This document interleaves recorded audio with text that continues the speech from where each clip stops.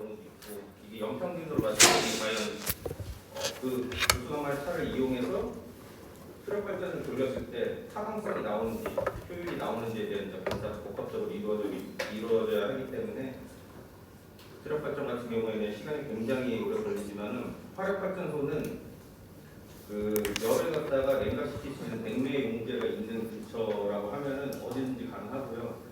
그리고 도심지에 사시는 분들은 도심지에도 화력 발전소가 소규모로 있는 걸 더 확인하실 수가 있을 거예요. 뭐 이제 한국 난방공사라고 하는 데서 이제 쓰이는 데가 보통 소규모 화력 발전소입니다. 그런 데가. 그리고 당연히 이제 단기간 설치가 가능하다 보니까 건설 비용이 굉장히 저렴합니다. 그리고 추가적으로 이제 지형이 제약을 받지를 않아요. 제가 방금 전에 설명드렸듯이 도심지에 설치 가능할 정도면은 발전소 중에서는 굉장히 지형에 이점을 많이 받을 수 있는 조건을 가지고 있습니다. 그리고 설비가 크면 클수록 굉장히 많은 전기를 생산이 가능해서 공급이 가능합니다. 이건 당연한 얘기긴 한데 원자력에 비하면 또 다른 얘기가 될 수 있죠. 원자력 같은 경우에는 소형 규모지만 엄청나게 많은 전기 설비를 발생시키는데 화력 발전 같은 경우는 설비가 클수록 전기가 많이 나옵니다. 적으면 적게 생산이 되고요. 그리고 지난 시간에도 잠깐 얘기를 했었는데 냉매, 그러니까 바닷물을 이용해서 냉각수를 주로 활용을 하기 때문에 해안가 근처에 있는 경우가 대부분이에요. 근데 가만히 생각을 해보면은 우리나라 지도가 이렇게 생겼다고 그러면은 보통 원자력은 이제 동해 쪽에 많이 설치가 돼 있고 서해 쪽에 많은 화력발전소가 해안가에 설치가 돼 있는 걸 볼 수가 있어요.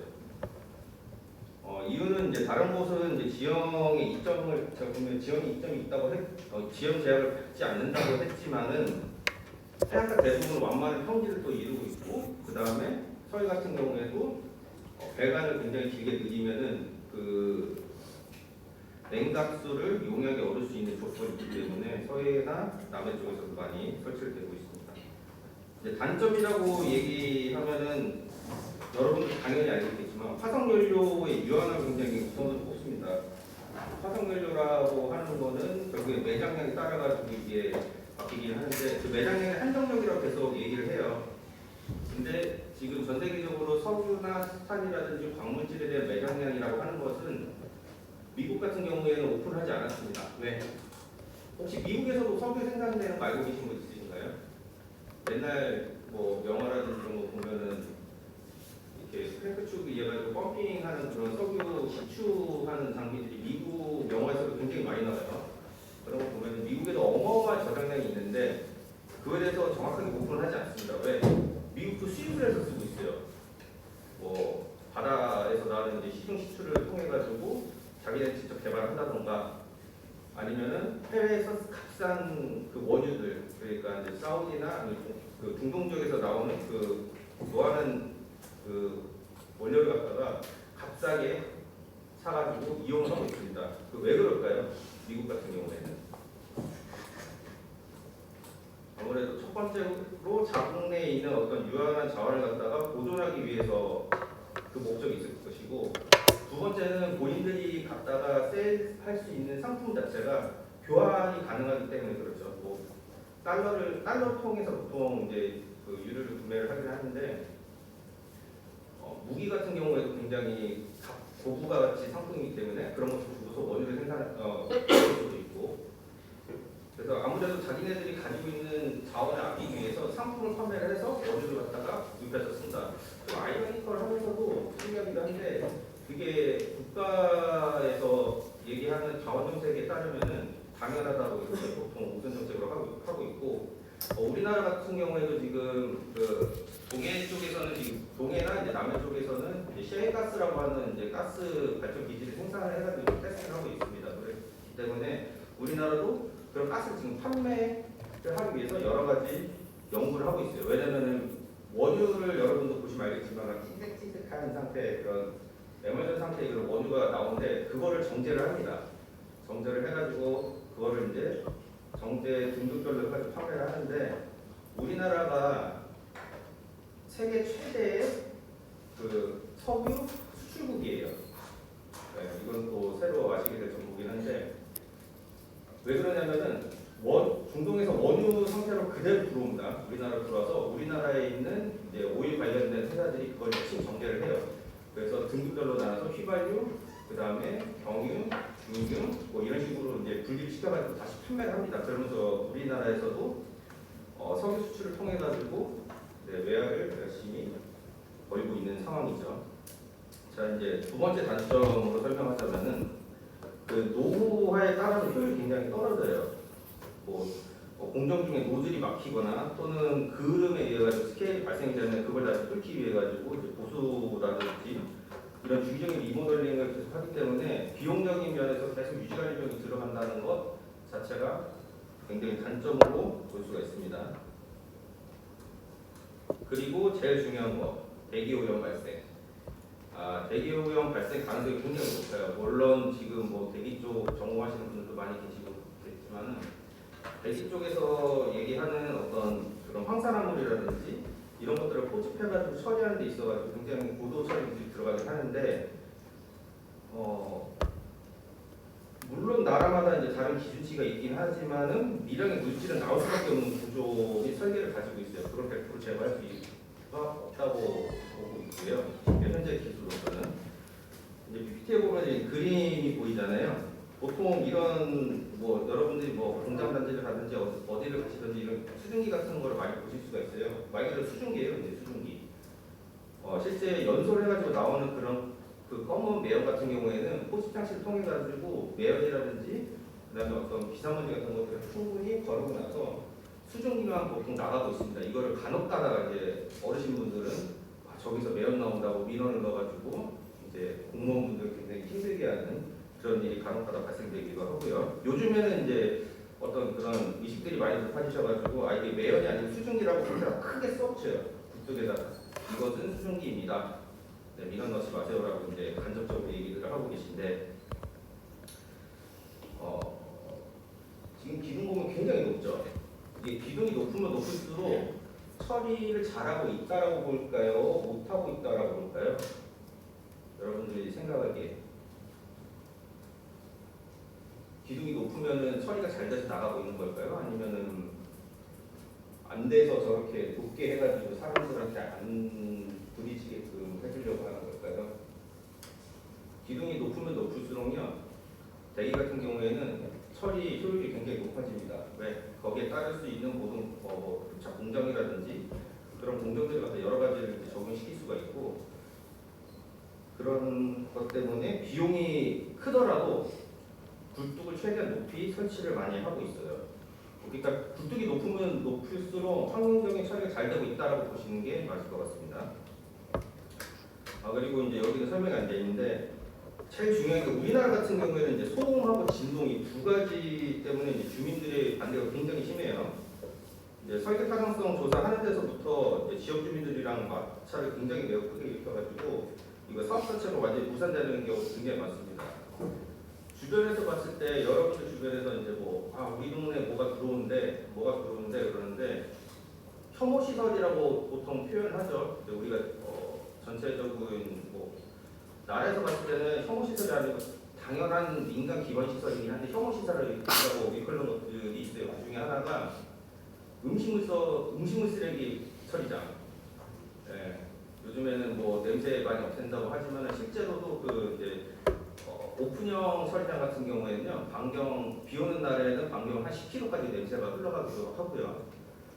두 번째로는 그다음에 이제 음식물 쓰레기 마찬가지로 건설 폐기물을 처리하는 그런 처리장도 마찬가지일 것이고. 근데 이게 결국에는 필요한 건데 설치부지를 반영을 했을 때에는 여러 중앙정부 공무원들이 조사를 통해 가지고 이 부지가 최적의 위치다. 왜? 한 개의 시에 있는 거를 갖다가 외곽으로 뽑아내서 교통이라든지 그다음에 주변에 어떤 처리가 민가가 없다든지, 근데 민가가 없을 수는 없겠죠 우리나라가. 그런 데 있어서 최대한 조사를 해서 하는데 그래도 그 마을에 사시는 분들이 굉장히 싫어하는 시설, 하수 처리장도 마찬가지고 폐수 처리장도 마찬가지고요. 그랬을 때 요즘 최근 10년, 15년 전부터 나라에서는 어떻게 해주고 있냐면은 혐오 시설이 들어오면요, 골프연습장을 지어준다든지 아니면 수영장을 지어준다든지, 그러니까 주민 편의 시설을 굉장히 많이 설치를 해주고 있습니다. 이것은 이제 가까운 용인 레스피아라고 하는데, 혹시 신갈 그 경부선 이렇게 지나가다 보면 오른쪽에 뭐 용인시라고 해가지고 이렇게 뭐 플래카드 걸은 거기에 굉장히 큰 공원이 있어요. 흉화되어 있는 하수종말 처리 시설인데, 거기 같은 경우 이제 수지구에 있는 전체 시설, 그다음에 동백에 있는 모든 하수 처리를 모아가지고 처리하는 시설입니다. 거기가 원래는 오픈이 돼 있다가 설계상 완전 도심지 아니잖아요. 땅값이 떨어진다, 뭐 이런 이유 등으로 인해 가지고 그걸 무산이 될 뻔했어요. 그래서 시에서는 결국에는 그 지중화 시설로 바꾸겠습니다. 위에는 어떻게 하시겠어요? 위에는 기관 시설이기 때문에 민간인 출입이 보통 안 됩니다. 여러분도 뭐 아시겠지만 뭐 상수도 처리 시설이라든지 이런 데는 기관 시설, 그 국가 기관 시설이기 때문에 민간인이 함부로 출입을 할 수 없게끔 통제를 해요, 보통은. 근데 용인시 같은 경우에는 특이하게 지상을 공원으로 오픈을 해버렸어요. 그러면서 그 지하에 이제 최근에 이사 온 분들이나 그런 분들은 지하에 그런 시설이 있다는 것 자체도 모르고 사시는 분들이 굉장히 많아요. 그렇듯이 이런 단점이라고 얘기할 수 있는 것들을 갖다가 장점으로 바꿔줄 수 있는 것들이 또 많이 있다라고 설명드리고 싶습니다. 그리고 화력발전소 작동 원리에 대해서 동영상 보시면은 한번에 확인하실 수 있게끔.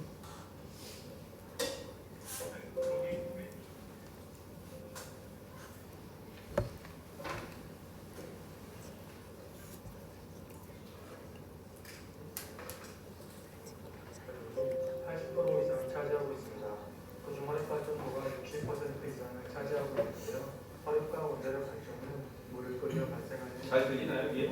전기를 생산합니다. 이렇게 전기 터빈을 돌려서 발전하는 방식을 기력 발전이라고 합니다.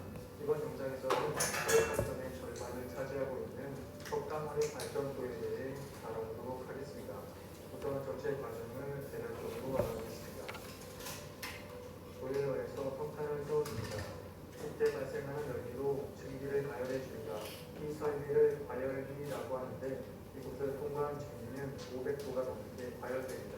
이렇게 온도가 높아진 증기는 큰 에너지를 갖게 되는데요. 이 증기의 힘으로 터빈을 돌려주게 됩니다. 먼저 과열된 증기로 우압 터빈을 돌려줍니다.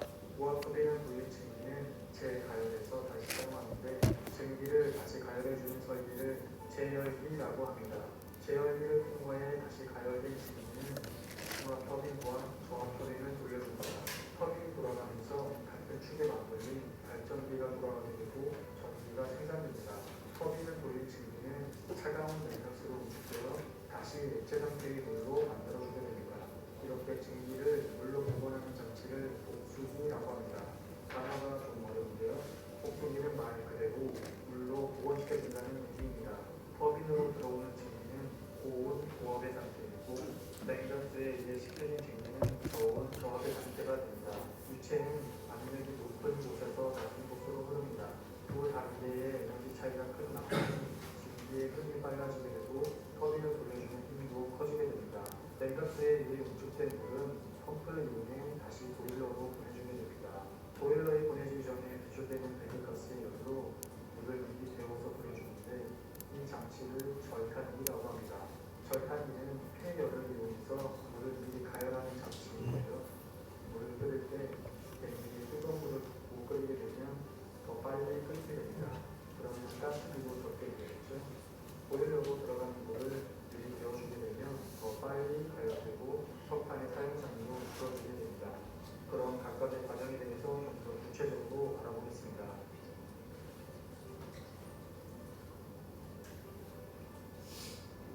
석탄은 3cm 정도 잘게 부수어 저장고에 저장합니다. 이 석탄은 다시 미세한 가루로 만들어주는데, 이를 미분탄이라고 합니다. 이렇게 미분탄을 만들어주는 이유는 연소율이 높아져 효율이 올라가기 때문입니다. 미분탄은 보일러에 있는 석탄 연소기로 보내집니다. 먼저 경유를 이용해 불을 붙여주고 미분탄과 공기를 분사해 연소시켜줍니다. 이 열기로 물을 끓여서 증기로 만들어줍니다. 전탄기입니다. 전탄기는 냉각수에 의해 우측된 물이 보일러에 들어가기 전에 미리 예열되는 곳인데요.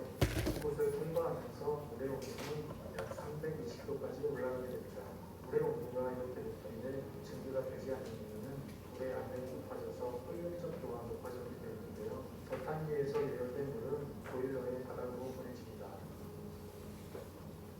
아래로 공급된 물은 많은 관절로 나누어져 나선형 벽을 타고 올라갑니다. 이것을 수냉벽이라고 합니다. 수백 개의 관절을 통과하면서 물은 위로 향하는 대리역이 아닌 사방으로 퍼져나가는 복사역을 흡수하게 됩니다. 보일러의 내력은 철근이나 콘크리트로 만들어지지 않았는데요. 뜨거운 물도 벽이 녹아버리기 때문입니다. 수냉벽을 흐르는 물이 물을 흡수하기 때문에 벽이 녹거나 타버리는 것을 방지할 수 있습니다. 수냉벽을 통과한 물은 수직으로 된 관절을 이용합니다. 이곳을 증발기라고 합니다. 물은 증발기를 통과하면서 더 많은 열 에너지를 얻고 증발하게 됩니다. 증발기를 통과한 물의 온도는 약 450도로 물과 증기가 섞인 습증기 상태가 됩니다. 증발기를 통과한 습증기는 증기와 물을 분리해주는 장치로 들어갑니다. 이곳에서 분리된 증기는 더욱 과열시켜주기 위해 과열기로 보내고 물은 전탄기로 다시 분해서 재사용하게 됩니다. 과열기로 보내진 증기는 1차 과열기와 2차 과열기를 지나 지속적으로 온도를 상승시키고 마지막으로 최종 과열기를 거치게 되면 약 550도까지 온도가 상승하게 됩니다. 과열기가 세 군데 있어 보일러의 높이별로 온도 온도가 다르기 때문에 온도를 순차적으로 높이기 위한 것입니다. 이렇게 좋은 고압의 에너지를 갖게 된 증기는 터빈으로 보내집니다. 증기 터빈은 보통 한 개의 고압 터빈과 한 개의 종합 터빈, 그리고 두 개의 저압 터빈으로 이루어져 있습니다. 최종 과열기에서 고온 고압으로 과열된 증기는 고압 터빈으로 들어오게 됩니다. 터빈은 블레이드라고 하는 많은 라인이 있습니다. 이 블레이드는 회전하는 블레이드와 고정된 블레이드가 있는데요. 먼저 터빈으로 들어온 증기는 고정된 블레이드에 의해 반응이 바뀌게 되고 회전하는 블레이드를 돌려줍니다.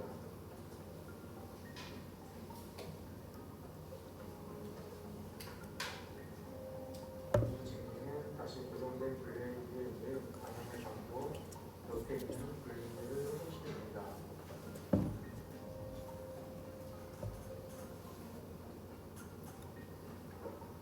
이렇게 고압 터빈을 돌린 증기는 열과 에너지를 잃게 되는데요.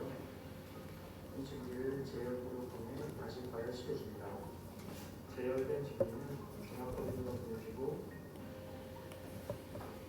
먼저 사용된 증기는 바로 저압 터빈으로 보내집니다. 터빈이 돌면서 추계 방식이 발전기로 같이 돌게 되고 전기가 생산되게 됩니다. 저압 터빈에서 사용된 증기는 물로 응축해주기 위해서 복수기로 보내집니다. 저압 터빈 아래에 설치된 복수기에는 차가운 물을 통과하는데 이 냉각수는 바닷물을 사용합니다. 저압 터빈을 통과한 증기는 파이프를 통과하면서 응축되어 물로 만들어집니다. 응축된 물은 복수기 하단에 저장되고 사용된 냉각수는 다시 바다로 보내집니다. 복수기 아래에 모인 물은 급스컵으로 압력을 높여준 다음 전탄기로 보내져 재사용합니다. 미부탄이 원소되면서 생성된 고온의 배기가스는 과열기와 제열기, 전탄기에 열을 공급합니다.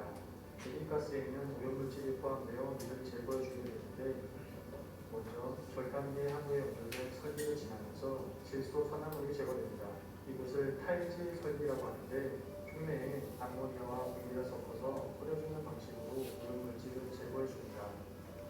1차로 유해물질이 제거된 배기가스는 전기집진기로 넘겨 미세분진을 제거합니다. 전기집진기를 통과한 배기가스는 황산화물을 제거해주는 설비를 통과합니다. 이 설비를 탈황 설비라고 하고 석회석을 이용해 오염물질을 제거합니다. 이렇게 오염물질을 제거한 배기가스는 물속으로 배출됩니다. 배기가스가 잘 흘러가게 하고 넓게 확산되도록 하기 위해서 물속을 높게 진행하고 합니다.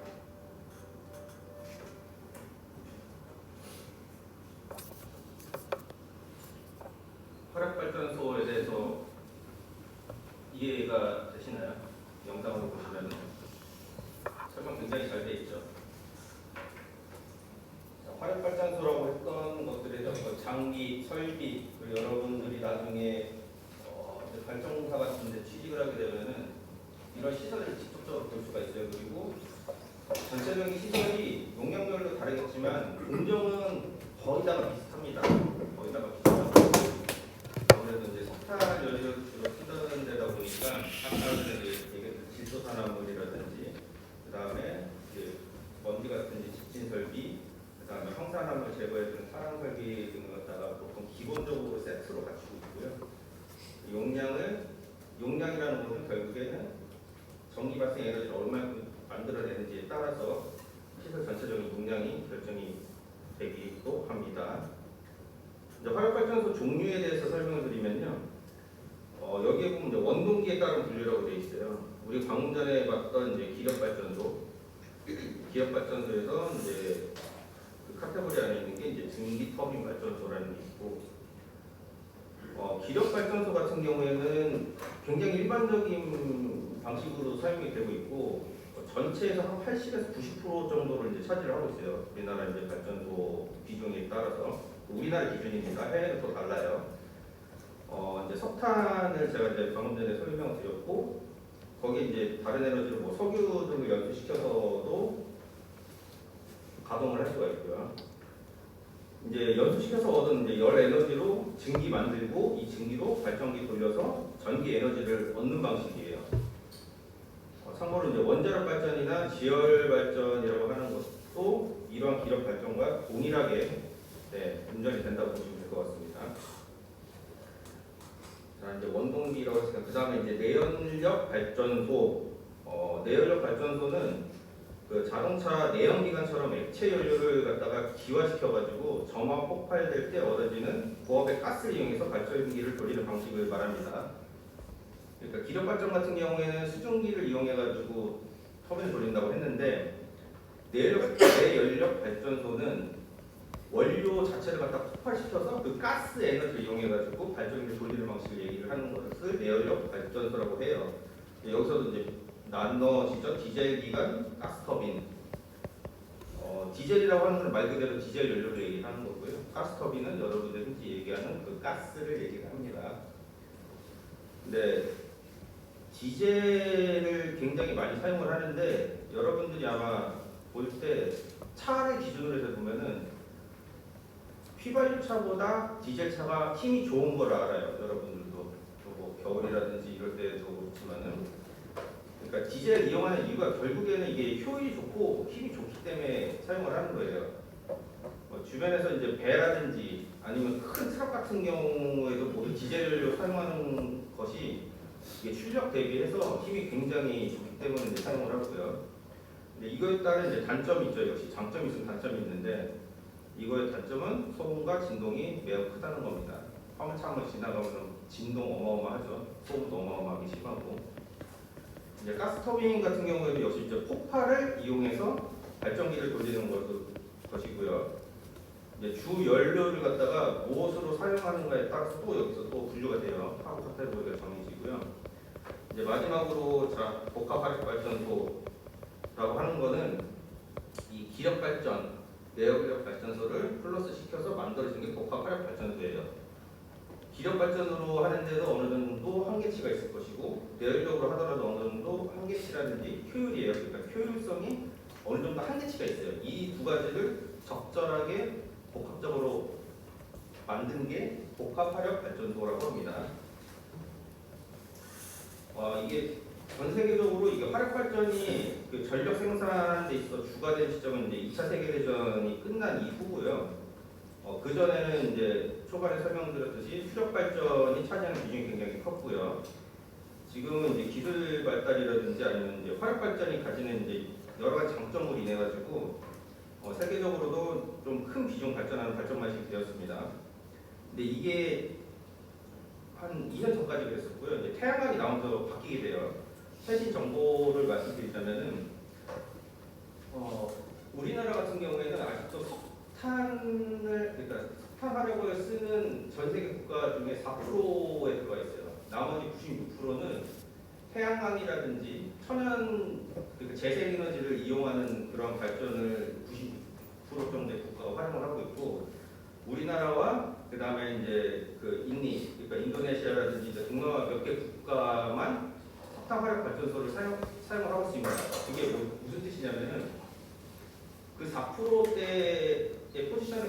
나라들은 발전 비용이요. 재생에너지를 쓰는 것보다 단가가 쌉니다. 그러니까 우리 지금 현재 우리나라 같은 경우에 태양광 에너지로 발전해가지고 공급하는 그 전기값과 석탄 에너지를 이용해서 우리가 받는 그 전기값이 코스트가 달라요. 석탄이 훨씬 싸고요. 원자력, 태양광 같은 경우는 굉장히 비싸게 그 한전에서는 받고 있어요. 비용이라고 할게요.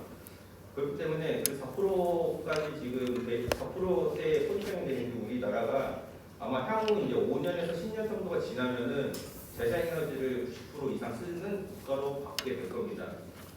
태양광 같은 경우에는 제가 학부 때도 그때 처음에 LG 엔솔에서 공동 연구를 했었을 때 그때 당시에도 태양광에 들어가는 그 금박 기술이라는 게 일본이 세계 탑이었어요. 일본에서 가지고 태양광 기술이 세계 탑이었는데 그때 LG에서 20년 전에 자체 개발을 해가지고 그걸 상용화를 시켰어요. 결국에는 중국에서 공장 만들고 중국에서 생산해가지고 전 세계적으로 지금 이제 뿌리고 있는데 아직 그 단가라고 할까요? 그러니까 석탄 에너지 값이 워낙에 낮기 때문에 태양광 에너지 기술이 발화하지 못하고 있을 뿐이지 아마 최근 이제 5년, 10년 지나면은 태양광 에너지가 아마 재생 에너지로서 주 전기 생산 담당하는 그런 에너지원이 될 것이라고 판단하고 있습니다.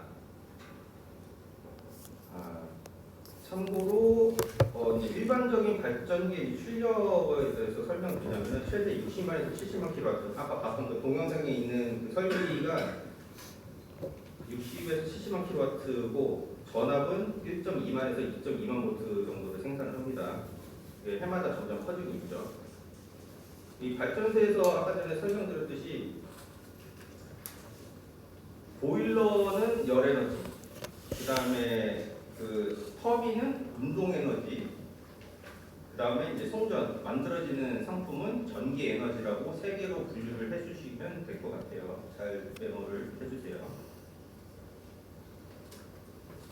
그리고 원동기에 대해서 설명했으니까 이번엔 연료에 따라서 분류를 해볼게요. 자, 사용 연료에 따른 분류고요. 석탄 전소 방식, 중유랑 석유 전소 방식, 가스 전소 방식, 혼소 방식. 혼소 방식이라는 게 이제 혼합했다라는 뜻인데 석탄 플러스 중유를 쓰느냐, 석탄 플러스 석유를 쓰느냐, 또는 가스 플러스 중유를 쓰느냐, 가스 플러스 석유를 쓰느냐에 따라 가지고 연료에 따라서 분류를 이렇게 하고 있습니다. 자, 기력발전소 연료를 연소해서 발생한 열로 고온 고압의 수증기를 만들어 증기 터빈을 돌려 발전하는 방식의 발전소라고 합니다.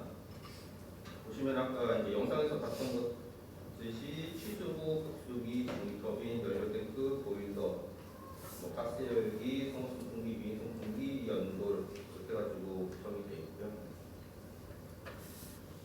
이게 아까 전에 말씀드렸듯이 80에서 90%라고 했는데 가장 많이 써요. 가장 많이 쓰고 현재 우리나라에서 제일 많이 쓰니까 당연히 가격이 낮아질 수밖에 없고요.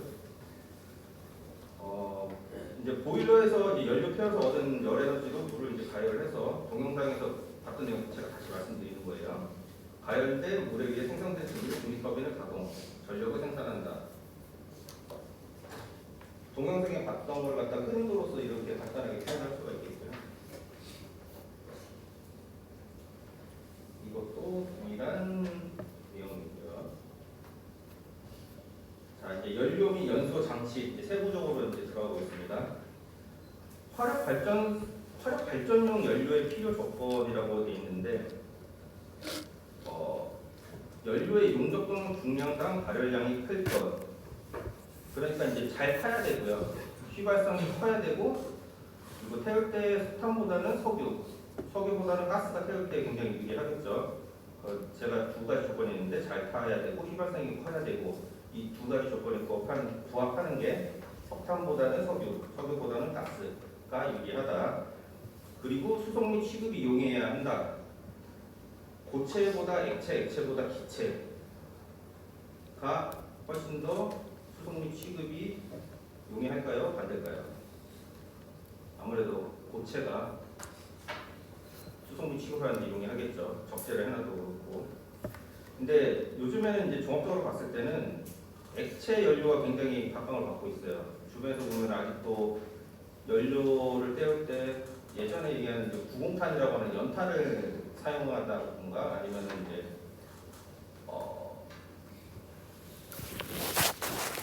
LPG라고 하는 큰 가스통을 사용을 한다던가 그러니까 집에서 이제 보일러 때울 때를 예를 드는 거예요. 그리고 또는 기름을 사용해가지고 뭐 등유를 사용을 해가지고 보일러를 때운다던가 이 세 가지를 봤을 때 보면요 우리나라에서 봤을 때는 그러니까 연탄을 이용한 그런 것들은 좀 거의 사라져간 상태고요. 왜냐하면 또 안전 문제도 있기 때문에. 그 다음에 도시가스라고 해가지고 여러분들이 가스 굉장히 집에서 편하게 받아서 쓸 수 있는 것도 크게 보급이 되는 상태가 아니에요. 아직도 지방 같은 데 가면요 아직도 아파트나 아니면 다른 개인 그 가옥에서는 등유를 갖다가 배달시켜가지고 쓰는 그런 형태를 많이 사용을 하고 있습니다. 그러니까 아직까지는 고체, 액체, 기체 중에서는 액체가 범용적으로 굉장히 많이 사용을 하고 있다고 보면 되겠어요. 그리고 이제 유황의 함유량이 적을 것. 이 유황의 함유량이 뭐 이제 열량이라고 볼 수가 있을까요? 이 유황의 함유량이 높으면 옛날에는 좋다고 했어요. 옛날에 좋다고 했는데 결국에는 이게 이제 펑칼로리라고 하는 게 연구 결과에 나오면서 유황이 오히려 제거하기가 어려워지니까 그럼 유황의 함유량이 낮으면 낮을수록 처리 비용이 줄어들고 그에 따라 생산 단가가 낮아지기 때문에 유황의 함유량이 적은 게 좋다라고 보고 있습니다. 근데 자연에 존재하는 이제 수탄과 같은 이제 화석 연료계는 모두 0.1에서 약 5% 정도의 이제 유황을 함유를 하고 있고요. 이제 이들 연료가 이제 연소할 때 발생되는 황산화물에는 이산화황, 삼산화황, 아황산, 황산, 가스가 발생을 하고요. 그리고 이제 황산염인, 황산봉, 황산 마그네슘 등이 있습니다. 근데 이제 그게 이제 그런 것들이 황산화물들이 있는데 이게 결국엔 이제 집진 시설이라든지 이런 거를 이제 통과하면서 배기가스에서는 주로 이제 이산화황, 삼산화황 형태가 굉장히 많고요. 그 중에 이제 이산화황이라고 하는 메소트죠. 이산화황이 대부분이기 때문에 우리나라 그 배기 기준표에 보면은 이산화황을 주로 측정을 하게 되어 있습니다. 그리고 이제 매연 등 기타 폐기물이 적을 것. 왜냐하면은 폐기물 처리 비용이 항상 증가를 하고 있어요. 폐기물 처리 비용이 증가하는 것 역시 발전소 발전 비용에 포함이 되고 있습니다. 매연 및 기타 폐기물 적을 것. 화석 발전소에서 폐기물이 뭐가 나올까요? 석탄 때우면 여러분 뭐 고기 굽고 나면 뭐가 남죠? 결국에는 네. 재가 남죠. 이 재도 폐기물이에요. 뭐 그냥 우리가 보통 야외에서 먹고서는 이제 요즘에는 많이 달라졌어요. 뭐 캠핑장 가면은 이제 폐 수술 갖다 모았는데 통을 갖다가 요즘 비치를 많이 했는데 옛날에는 무조건 갖다 묻었거든요. 그냥 뭐 이제 물에 섞어서 버린다던가. 근데 그거조차도 그 애쉬라고 하는 그 재조차도 그 안에 있는 어떤 황산화물 정도는 이제 나오지 않으니까 우리가 이제 식용으로 먹는 석탄에는 그런 부분들이 안 들어있지만은 거기서 발생되는 이제 2차 오염 물질들이 생성이 되면서 토질에 굉장히 안 좋은 영향을 끼친다는 게 연구로서 밝혀졌기 때문에 그래서 그런 재료도 함부로 버리면 안 된다라고 법으로 규정이 되고 있습니다. 그리고 발생 열량당 가격이 저렴할 것. 그리고 축적 보존 등이 용이할 것. 연료를 선택할 때는 이렇게 6가지 정도의 필요 조건을 갖다가 선택적으로 확인을 해서 석탄도 석탄별로 종류가 굉장히 많습니다. 석유도 석유별로 종류가 많고 그런 것들을 갖다가 테스트를 해봤을 때 가장 효율적이고 값싼 원료를 선택하는 것이 이윤을 남길 수 있는 최대한의 선택이라고 볼 수 있겠죠. 자, 두 번째 고체 연료로는 석탄. 이제 석탄에 대해서 뒤에서 따로 설명을 하기로 하고요. 그리고 이제 대표적인 이제 액체 연료로는 뭐 중유, 그다음에 원유, 나프타 등을 사용을 하고 가스 연료로는 액화천연가스 (LNG)라고 하고요. 액화 석유가스 (LPG)라고 합니다. 그리고 현재 이제 많이 사용되고 있는 연료는 저유황, 중유, 원유, 그다음에 액체 연료랑 LNG 및 석탄이 있고요. 연소 장치로는 대부분 이제 석탄 연소 장치를 사용을 합니다. 실제로는.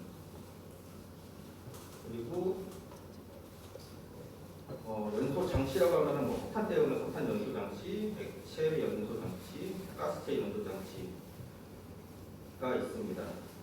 네, 요즘에는 이제 액체랑 가스체랑 연소 장치가요 혼합이 돼서 나와요. 기술이 좋아지다 보니까 예전에는 액체 연소는 액체 연소대로 해가지고 버너를 쓸 때 이제 제가 이제 설명을 드리자면은 액체 연료만 써주세요라고 하는 액체 연료용 버너가 따로 있었고, 그다음에 가스체를 이제 가스를 사용해 주세요라고 하는 버너가 따로 있어요. 왜냐면은 두 개의 화구의 어떤 선택할 수 있는 그런 온도라든지 그런 것들이 달랐기 때문에 그랬었는데, 요즘 기술이 좋아져가지고요 혼합했었습니다. 요즘에는 흔히 볼 수 있는 게 이제 캠핑장 같은 데 가면 이제 에파일러 같은 걸 많이 쓰잖아요. 뭐 기출 액출이라고 해서 사용을 하긴 하는데, 그냥 기체 상태로 쓸 수도 있고요. 뒤집으면은 액체가 로드를 따라서 직접적으로 화력을 발생시키는 액출로도 사용이 가능합니다. 연소 장치에서는 이제 석탄 연소 장치 고체로 사용하는 것과 액체, 기체 세 가지로 나눠지지만 실제 액체랑 기체랑 거의 혼용해서 많이 사용을 하고 있습니다.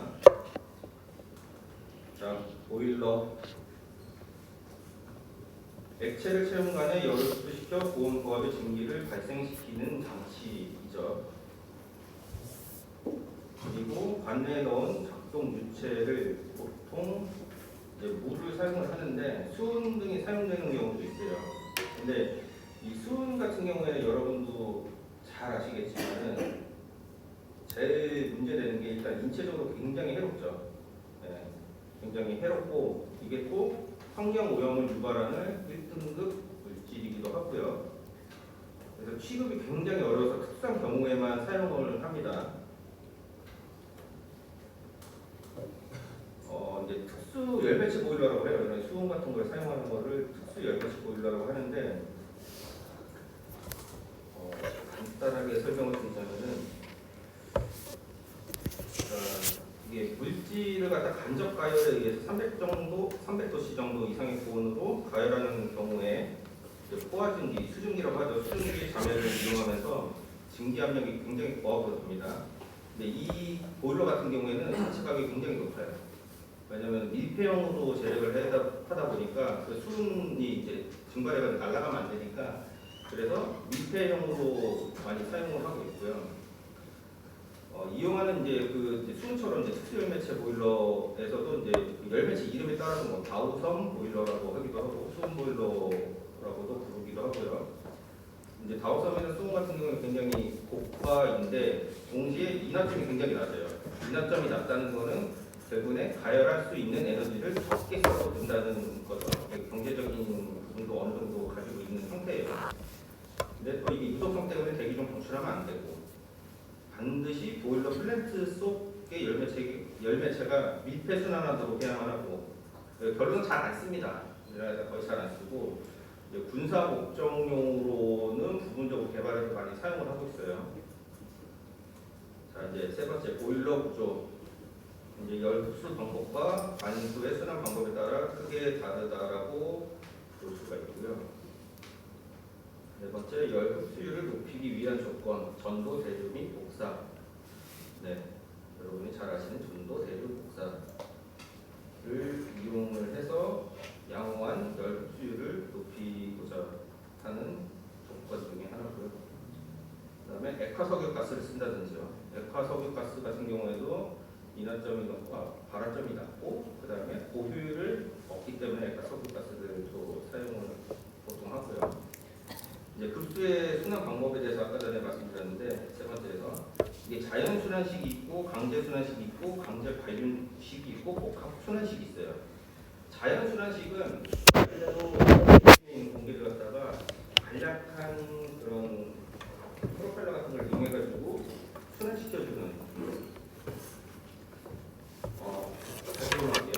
그러니까 수위 낙차를 이용하는 그런 자연순환 방식, 수위 낙차라는 중력 때문에 자연적으로 순환했겠죠. 그런 순환 카테고리를 이용해가지고 자연적으로 순환한다든지, 또는 이제 펌프를 이용해가지고 강제적으로 압력을 통해가지고 순환시켜주는지. 강제 관류라고 하는 것은 말 그대로 관 안에서 강제적으로 순환시켜주는 것을 강제 관류라고 하고, 복합순환은 강제 순환과 강제 관리를 갖다가 복합적으로 사용하는 복합 순환식이라고 합니다. 이게 한자를 갖다가 다시 풀어서 말씀드린 거기 때문에 내용이다. 비슷한 내용이지만은 기준 카테고리는 약간씩 다릅니다. 여섯 번째, 사용 연료에 따른 보일러 종류인데요. 앞선 설명이랑 같이 석탄 쓰느냐, 중유 쓰느냐, 아니 또 혼합해서 쓰느냐, 또는 가스 연료를 쓰느냐에 따라서 이제 종류가 또 있고, 일곱 번째로 사용 압력에 따른 이제 보일러, 뭐 저인계압 보일러, 초인계압 보일러라고 해요. 이제 인계압이라고 하는 거는 그 인계 온도에서 기체가 액체로 변하는 데는 최소한의 한계 압력을 얘기를 합니다. 그러니까 풀어 설명하면은 그 물을 이제 가열하죠. 물을 가열하면은 그 이제 증기를 만드는 그런 공정에서 압력의 증가에 따라서 그 증발 잠열이 점차적으로 감소해서 제로까지 되는 한계점의 압력을 말을 해요. 보통 우리가 이제 인계 압력을 갖다가 스탠다드로 물의 인계 압력을 갖다 얘기를 할 때 이건 정수에 이렇게 225.65 kg 포스 kgf라고 쓰고요. 슬래시 센티미터 제곱. 이거는 결국에는 메가파스칼로 쓰면은 22.124 라고 하고요. 요거는 제가 나중에 그 PPT 자료에다가 추가적으로 올려놓을게요. 물의 임계 온도는 374.15 도시입니다. 섭씨고요. 자, 그 다음에는 통풍 및 지진 장치.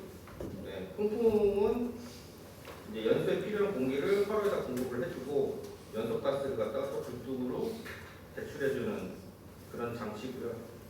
통풍 장치는 결국에 모터를 이용을 해가지고 통풍을 원활하게 위해서 통풍력을 주기 위한 장치. 통풍에다 장치. 네. 통풍은 말 그대로 흐름을 얘기를 해주는 거고, 장치는 메인터넌스 장치. 그러니까 뭐 펌프라든지 아니면은 그런 송풍기 같은 거를 갖다가 장치라고 보면 될 것 같습니다. 그 직진 장치. 배기가스를 대기형의 규제에 적합하도록 배출하기 위해서 그을음이라든지 분진 등을 분리 포집하는 장치를 직진 장치라고 합니다. 그리고 증기 터빈. 보일러에서 보내온 고온 고압의 증기가 팽창하여 얻어지는 운동 에너지의 일부가 터빈 날개에 작용하여 회전력을 발생시키는 장치. 증기를 이용해서 터빈을 돌린다고 보셔야 될 것 같습니다.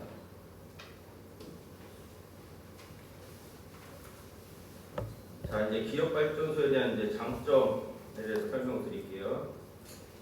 대형화하는데 굉장히 유리하고 초기 투자비가 적고 연료비가 적고 발전기 수명이 길고 유지 보수에 유리합니다. 몇 가지 안 되죠? 이제 단점은 이제 최초로 이거를 설비를 해가지고 이제 가동을 할 때 시동 시간이 굉장히 오래 걸려요. 불 때는데 보통 거의 하루 이틀 정도 걸리고 정지 시간도 보통 한 3일에서 5일 정도 걸립니다. 이게 뭐 문제가 생겼을 때 고절하기 위해서 그 정도 시간이 걸리는 거고요.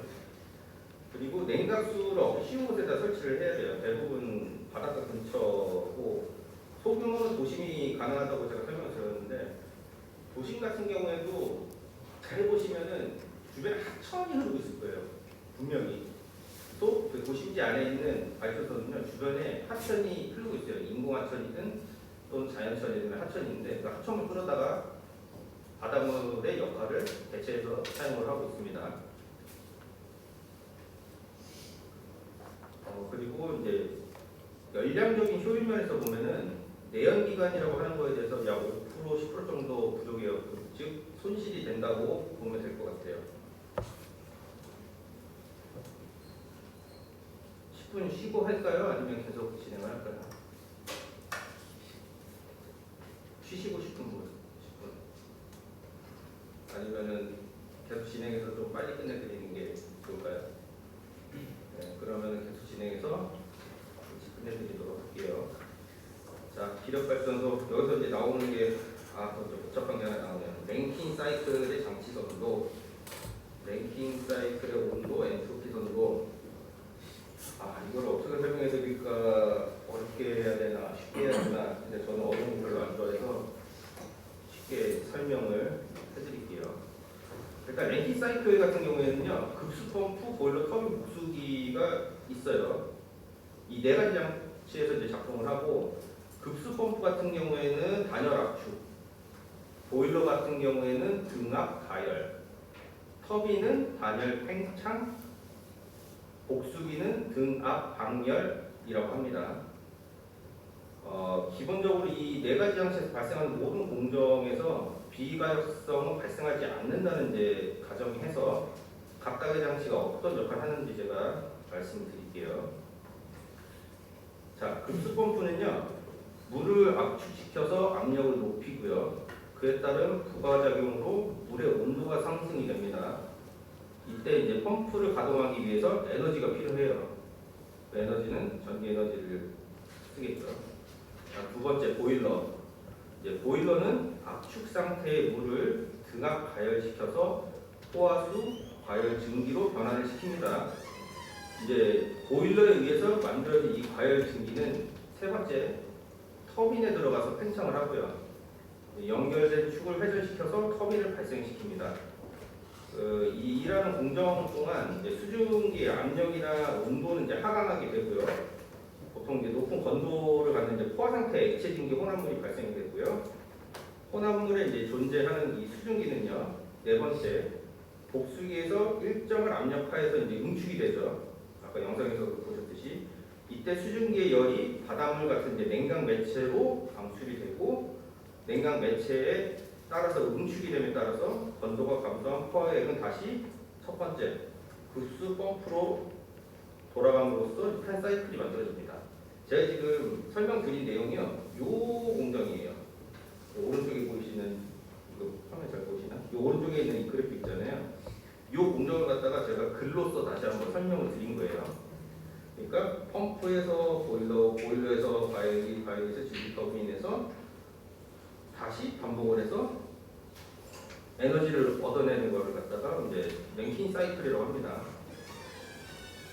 자, 못 들으신 분 있으니까 다시 설명드릴게요. 펌프에서 보일러 가는 거를 펌프에서 보일러로 가는 과정을 갖다가 단열 압축 과정. 자, 이번에 3번 보일러에서 터빈으로 가는 것을 등압 가열 과정. 자, 이제 과열기. 자, 세 번째 보일러에서 터빈 증기 터빈으로 가는 공정을 갖다 엔트로피 팽창 과정. 자, 여기 응축기에서 다시 펌프로 가는 것을 등압 방열 과정이라고 설명드립니다. 이제 랭킨 사이클 구조라고 하는 거는 결국에는 사이클이라는 게 결국에 회전이죠. 계속 회전을 하는 건데 뭐 펌프, 보일러, 터빈, 응축기 이 네 가지로 이제 구성되어 있어가지고 각각의 이제 공정에서 뭐 등압 과정, 단열 과정 뭐 이런 것들이 있고 이제 공정에 따라서 뭐 물이 압축든지 포화든지 아니면 과열 증기인지에 따라서 이제 작동 유체에 대해서 상태를 굉장히 유심히 봐야 될 것이고 보통 그 이상 상태에서는 이제 이 일을 만드는 과정이기 때문에 그 작동 유체의 물을 이상기체로 상정하는 것 또한 물론 공기 표준 해석이라는 것을 적용을 해서 랭킨 사이클을 밀폐계로 보는 것조차 불가능하다고 합니다. 그렇기 때문에 이제 공기 표준 해석을 적용할 수 있는 이제 오토 사이클, 디젤 사이클, 브레이튼 사이클의 공정 분석이랑은 다르다고 볼 수가 있고요. 이제 포화 테이블을 통해 가지고 문제를 해결해야 함을 다시 한번 알려드립니다. 자, 이 랭킨 사이클에서 효율 향상을 위한 것은 이제 세 가지로 볼 수가 있어요. 첫 번째는 터빈의 입구의 증기를 고온으로 과열시키든지, 두 번째 보일러의 압력을 상승시켜서 증기의 온도를 증가시키든지, 세 번째로는 컨덴서 압력을 낮춰가지고 방출되는 열을 감소시키든지. 근데 여기서 따라오는 그 효율 향상에 따른 항상 이제 반대급부적인 단점이 발생하는데 이 효율을 높이기 위해서 이제 증기온도를 지나치게 상승시키면은 이제 터빈 블레이드 파손이라든지 아니면은 이 기기적인 문제 발생이 여러 가지가 생기고 그다음 결국에는 전체 시설 손상의 원인이 되는 과정을 겪게 됩니다. 여기서 잘 보셔야 될 게 이거예요. 열손실. 여기 뒤에서 다시 설명드릴 텐데 여기서 발생되는 그 열손실에 대해서 그래프를 잘 기억을 해주시면 좋을 것 같아요. 자, 이제 내연력 발전소라고 하고요. 간단하게 설명드리자면은 효율이 높고 연료를 바로 태워서 바로 피스톤이 돌게 하고요. 그다음에 이제 동력을 전기로 그다음에 연료는 액체를 사용을 합니다. 네, 간단하죠. 자, 이제 디젤기가 발전소. 보통 이제 디젤기가 발전소라고 하면은 왼쪽 게 이제 4행정 사이클이라고 합니다. 뭐 이제 공대 아까 다른 과정에서도 많이 배우셨을 것 같은데 흡입, 압축, 촉발, 배기 네 가지의 행정을 가지고 있기 때문에 이제 4행정 사이클이라고 하고요. 오른쪽 같은 경우는 2행정 사이클이에요. 흡입, 압축이 1행정, 폭발, 배기가 2행정. 이해가 잘 되시나요? 흡입, 압축, 폭발, 배기.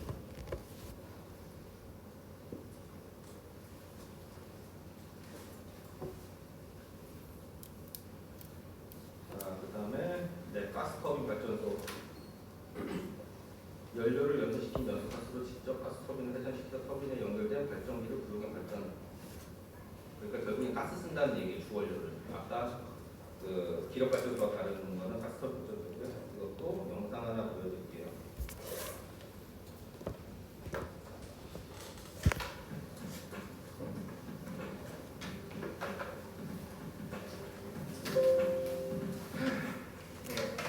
A lot of gaseous molecules floating all around us. It's great for breathing, and it turns out it's great for getting lights turned on. That's because air, along with abundant natural gas or other fuels, are the ingredients that combine in the gas turbine to spin the generator that produces electric current. If you follow the electricity you use at home or at work back through the power lines to your local power plant, you'll see that the process most likely starts with the work of the gas turbine, the very heart of the power plant. First, air is drawn in through one end of the turbine. In the compressor section of the turbine, all those air molecules are squeezed together, similar to a bicycle pump squeezing air into a tire. As the air is squeezed, it gets hotter and the pressure increases. Next, fuel is injected into the combustor where it mixes with the hot compressed air and is burned. This is chemical energy at work. Essentially, this is what happens in your family car's engine, but at about 2,900 times more horsepower. Actually, it's exactly like the turbine engines on jet airplanes. The hot gas created from the ignited mixture moves through the turbine blades, forcing them to spin at more than 3,000 RPMs. Chemical energy has now been converted into mechanical energy. The turbine then captures energy from the expanding gas, which causes the drive shaft, which is connected to the generator, to rotate. That generator has a large magnet surrounded by coils of copper wire. When that magnet gets rotating fast, it creates a powerful magnetic field that lines up electrons around the coils and causes them to move.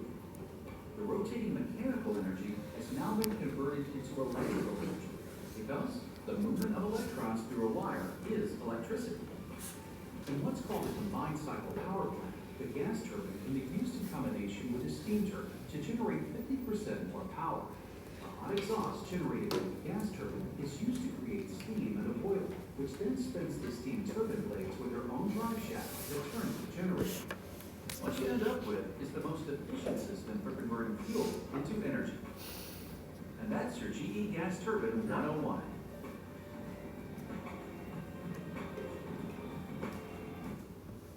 여기서 이제 설명이 좀 복합적으로 나오긴 했는데 뒷부분에 아까 봤던 기역 발전과 가스터빈 발전 두 가지를 혼용을 한다고 했잖아요. 그게 이제 혼합 방식으로 사용되는 발전이라고 보시면 될 것 같습니다. 그러니까 아무래도 이제 가스터빈 같은 경우에는 장치가 굉장히 간단해요. 동영상에 보셨듯이 무슨 그 타랑 설비, 탈질 설비, 직진 설비가 안 붙죠. 물론 이제 부가적으로 좀 붙는 경우가 있는데 보조 설비가 굉장히 작습니다. 굉장히 보조 설비가 작고 그럼 설비가 작은 이점이 있는 반면에 결국에는 건설비가 이제 저렴해지게 되죠. 그리고 급속 기동이 가능하다는 장점이 있어요. 급속 기동. 빨리 발전시켜가지고 그러니까 최초 가동시켰을 때 적은 시간으로서 전기를 뽑아낼 수가 있고요. 이 가스터빈 같은 경우에는 이제 뭐 기계공학 하시는 분들 계실지도 모르겠지만은 거의 기술 정점이라고 부를 정도로 부가가치가 굉장히 높고요. 그 EPC 사업에서는 상당히 큰 비중을 좀 차지를 해요. 이제 가스터빈 같은 경우에는 이제 굉장히 고도의 기술이 필요하기 때문에 진입 장벽이 굉장히 높고요. 주로 보면 이제 미국의 이 동영상 만드는 회사 이제 제너럴 일렉트릭이라고 하는 GE라고 하는 회사가 거의 주도적으로 가지고 있고, 그다음에 독일의 지멘스라는 회사, 일본 같은 경우에는 MHPS라는 회사가 있고요. 보통 이탈리아의 안살도라고 하는 4개 주요 제작 회사가 시장의 거의 90% 이상을 점유를 하고 있습니다. 근데 우리나라 같은 경우는 가스터빈 개발 안 해요라고 궁금증을 가진 분들이 계실 텐데, 우리는 그 이후에 대한 재생에너지, 리사이클 에너지라고 하는 태양광이 거의 이제 정부에서 정책적으로 추진을 하고 있기 때문에 여러분들이 실제 사회에 나가셔도 가스터빈 개발하시는 거의 보시기가 힘드실 거예요. 아마 태양광 에너지라든지 뭐 풍력이라든지 지열 이용하는 그런 쪽으로 많이 보시고 현장에서 느끼실 겁니다. 여기도 이제 또 정치선도, 엔트로피선도 나왔는데, 가스터빈 같은 경우에는 이제 브레이튼 사이클이라고 합니다. 브레이튼 사이클이라고 하고요. 브레이튼 사이클, 압축 과정과 팽창 과정이 모두 해상 기계에서 일어나는 가스터빈 사이클, 배기가스가 재순환하지 않는 개방형 사이클, 공기 표준 과정을 통해서 밀폐 사이클로 해석을 한다라고 되어 있습니다. 즉 대기의 공기를 이제 가스터빈이 흡입하여 압축시키고 연소시키고 터빈을 돌리고 방출하는 과정을 얘기를 하고요. 다시 한번 설명드리자면 압축, 가열, 팽창, 방열 과정으로 이루어지는 것이고요. 제가 말씀드린 4개 과정으로 구성이 됩니다. 자, 이거 하나씩 다시 설명을 드릴게요. 이제 압축기라고 얘기하는데 등 엔트로피 압축이라고 합니다. 컴프레셔라고 표현하기도 하고, 배기 중에 공기를 흡입하여 압력을 상승시킨 후에 연소기로 공기를 공급하는 과정이에요. 이는 이제 단열 압축 과정으로 압력과 온도가 모두 상승합니다. 자, 두 번째 연소기, 이제 정압 가열이라고 하고요. 컴버스터라고 얘기하고, 연소기로 유입된 압축 공기를 연료와 혼합하고 연소해서 고온, 고압, 연소가스가 만들어지는 과정입니다. 이걸 등압 연소 과정이라고 하고, 이때는 연소가스 온도가 상승을 하게 돼요. 자, 세 번째 가스터빈, 등 엔트로피, 팽창, 정압, 방열을 동시에 가지고 있고요. 연소기에서 방출되는 고온과 연소가스가 팽창하면서 터빈의 회전 날개를 돌려서 열 에너지가 기계적 에너지로 변환되는 과정입니다. 여기도 열 손실이라는 부분이 이렇게 그려서 나와 있네요. 이것도 다시 한번 잘 보시기 바래요. 자, 복합 화력 발전소, 기력 발전과 가스터빈 발전을 조합한 형태. 두 가지 장점만 갖다가 다시 리뷰해서 나오는 게 복합 화력 발전소라고 합니다. 이제 석탄, 석유, 가스 등의 화석 연료를 연소시킨 연소가스로 직접 가스터빈을 회전시켜 터빈에 연결된 발전기를 통해 1차적으로 발전함. 기력 발전의 정의였죠. 가스터빈을 돌려 나온 배기가스에 남아있는 열을 이용해 배열해서 보일러를 거쳐 증기를 발생시키고 발생된 증기를 이용해 증기터빈을 회전시키기. 가스터빈 얘기죠. 즉 증기터빈에 연결된 발전기로 2차 발전.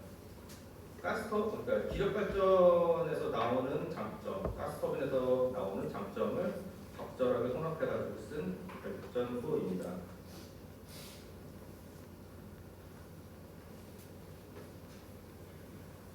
결국에는 이제 열 효율을 이제 향상시키기 위해서 이렇게 1차 발전, 2차 발전을 갖다 조합을 한 건데요.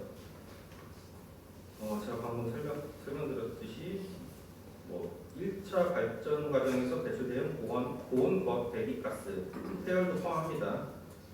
배기가스를 이용해서 배열 회수 보일러, HRSG라고 하고요. 여기서 증기 발생시키고 이를 이용해서 증기터빈을 구동하여 2차로 발전하는 것.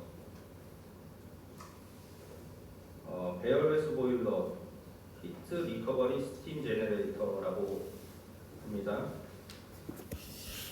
이런 뭐 이제 심플 사이클로서 이제 가동이 되기는 하는데 이런 것들이 HRSG 배열해서 보일러가 있고 STG 증기 터빈 발전이 있고 그다음 BOP 뭐 기타 발전이라고 얘기하는데 STG는 스팀 터빈 제너레이터라고 하고요.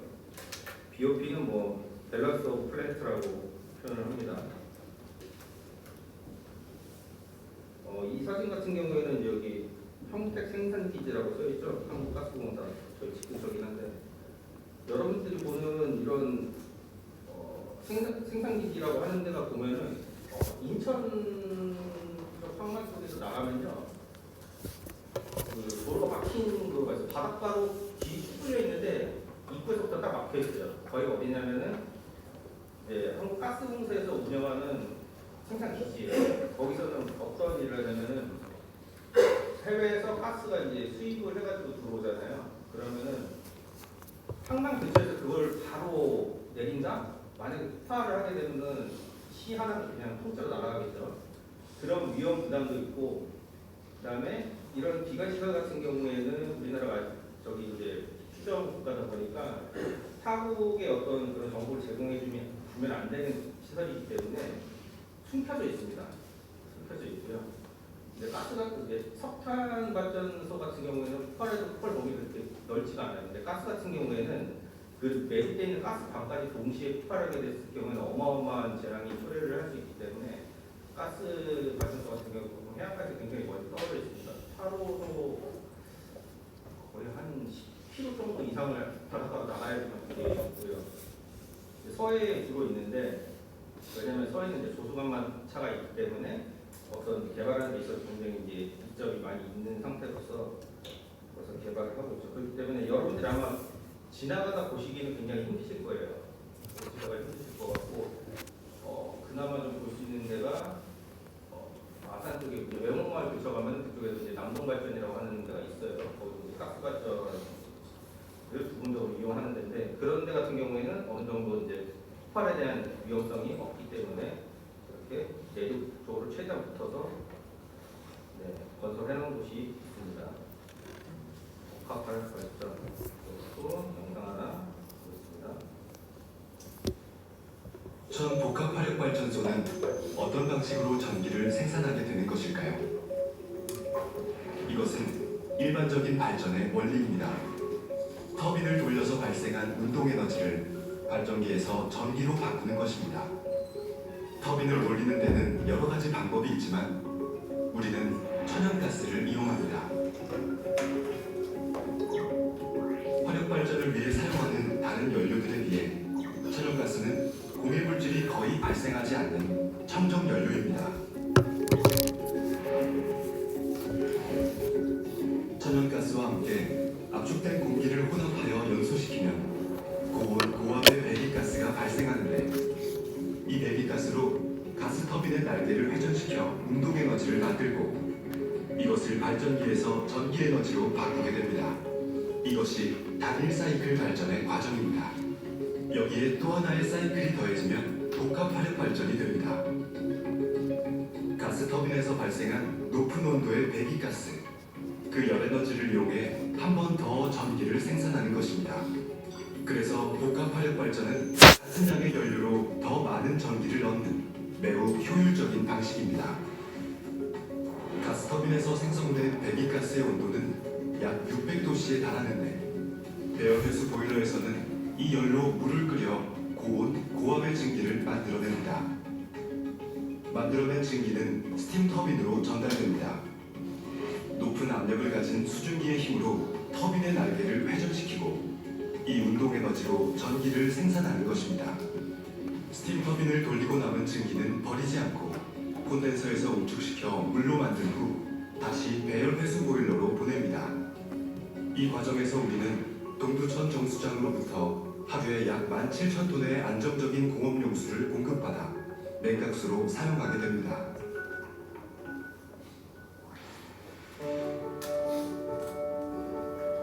이처럼 우리가 청정연료를 사용하는 것은 전 전기의 소중함만큼이나 환경의 소중함 또한 잘 알고 있기 때문입니다.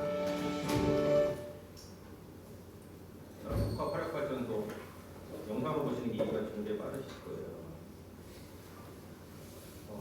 복합 발전 목적은 결국에는 열 효용을 향상을 위해서 사용을 하고 있고요. 설비 운영 측면에서도 굉장히 좋은 이점을 가지고 있어요.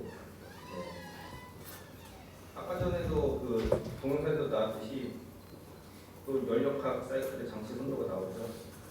랭킨 사이클, 브레이튼 사이클의 결합. 연력합적 사이클 장치 선도를 보면요, 배열 해수 보일러를 통해서 열 손실이 일어난 것을 다시 에너지로 활용 가능하다는 장점이 있습니다. 제가 아까 전에 말씀드렸듯이 이 열 손실에 대한 그래프라고 다시 보시라고 했는데, 결국에 이제 랭킨이든 아니면 브레이튼이든 이 열 손실에 대한 부분이 굉장히 넓은데요. 이 배열 해수용 보일러 HRSG라고 하는 이 부분이 들어가고 있어가지고 열 손실을 그만큼 줄여주는 아주 효과적인 효율을 볼 수 있는 발전소라고 볼 수 있습니다. 이 그래프를 설명하기 위해서 랭킨 사이클, 그다음 브레이튼 사이클에 대한 것에 대해서 설명을 드렸던 것이고, 결국에는 이제 열 효율을 갖다가 어느 만큼 좀 더 효율적으로 가질 수 있느냐. 여러분 같은 경우에는 어떤 걸 쓰시겠어요? 만약에 내가 이제 나중에 나가가지고 뭐 설계를 하게 됐어요. 이쪽에 이제 단지에 대해서 에너지에 대해서 뭐 발전소를 써야 되는데 세 가지가 있는데 여러분이 지금 배운 거가 세 가지인데 세 가지 중에 어떤 거를 쓸 것 같아요? 제일 많이 실제 설계한다고 했으면 기력 발전, 아니면 가스터빈 발전, 아니면 복합화력 발전, 어떤 거를 할 수가 있을까요? 여러분들이 한다고 하면 아마 이제 졸업하시고 나가시게 되면 태양광 하시게 될 거예요. 이거 안 합니다. 우스갯소리를 드린 거고, 실제로는 석탄 설계합니다. 석탄 설계하고요. 제가 아까도 말씀드렸듯이 80%에서 90%를 갖다가 사용을 하고 있다고요. 그러니까 석탄 설계하는데 보통 이제 많이 신경을 쓰실 것 같고. 자, 복합 화력 발전소의 종류가 있고 이제 크게 두 가지로 나뉘네요. 석탄 가스와 복합 발전 RGCC라고 하고요. 가압 유동층 복합 발전 CFBC-CC.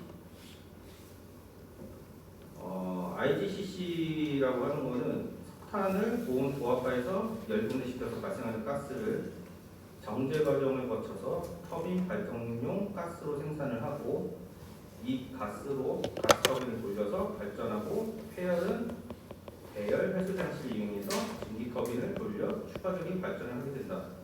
전차에 배웠던 내용이 똑같네요. 배열 회수 장치. IGCC 밑에서는 뭐 계량형 가스와 복합 발전, 석탄 가스와 연료 전지가 있고, 가압 유동층 같은 경우에는 상압 유동층 용소, 석탄 가스와 연료 전지, 조연형 가압 유동층 연소라는 것들이 있는 것을 확인만 해주시면 돼요. 자, 복합 화력 발전소의 종류입니다. 발전 효율을 딱 봤는데 그래프상으로 보더라도 IGCC가 제일 높네요. IGCC는 전차에 말씀드렸듯이 발전을 두 번을 해요. 결국에는 연료를 가지고 발전을 두 번 하니까 효율이 당연히 높을 수밖에 없고, 그 밑에 이제 PFBC라고 하는 것은 환경에는 좋지만은 아무래도 효율적에서는 이제 작은 온도로 하다 보니까 효율이 좀 떨어지는 경향이 있고요. 그다음에 PC 플러스 FGD라고 하는 발전은 타랑 장치를 결합을 해서 환경적으로는 해결했는데 열도 효과는 거의 없는 것으로 확인됐고, PC라는 게 결국 기존 기록 발전과 동일하다고 보시면 될 것 같아요. 설비별 환경 특성 비교하면은 결론으로 말씀드리자면은 IGCC가 환경적으로는 좋은 시설이고 현재 우리나라에서 굉장히 장려하는 수 있고요.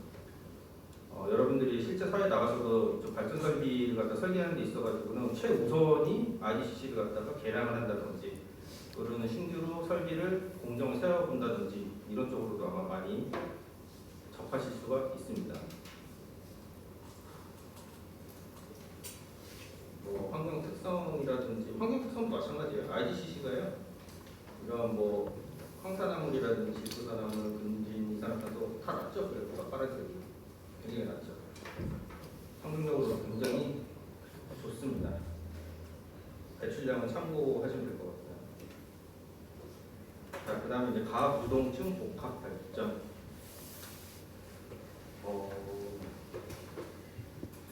개념은 유동층 보일러 플러스 가압 연소 공기 플러스 복합 발전 설비라고 되어 있어요. 효율이 42%라고 되어 있는데 이거를 어떻게 해야 됩니까? 유동층 같은 경우에는 기존에 태울 때 도움이 되는 거를 이제 불어주는 걸로 갖다 이제 이동을 시켜줘서 다시 설명드릴게요. 적은 온도에서 효율적으로 타게끔 해주는 거예요. 적은 온도에서 낮은 온도라고 표현할게요. 낮은 온도에서 효율적으로 타게끔 해주는 것이라고 볼 수가 있고, 그다음에 유동층이라고 하는 거는 결국엔 촉매입니다. 타지 않는 거고, 근데 이게 타지 않는 것도 결국에는 이제 분진이 많이 발생이 돼요. 이게 큰 단점 중에 하나고요. 그 가압유동층 복합발전의 어떤 그 최대의 뭐 장애라고 할까요? 이거는 결국은 이제 고온에서 이게 직진할 수 있는 기술인데, 이게 연구를 제가 이제 논문 찾아보니까 한 10년 전부터 계속 꾸준히 하고 계신데, 결과론적으로 봤을 때 최근에 상용화 된 게 없습니다. 아직까지는 상용화 된 게 없고, 아직도 현재 이제 연구 중에 있다고 이렇게 돼 있습니다.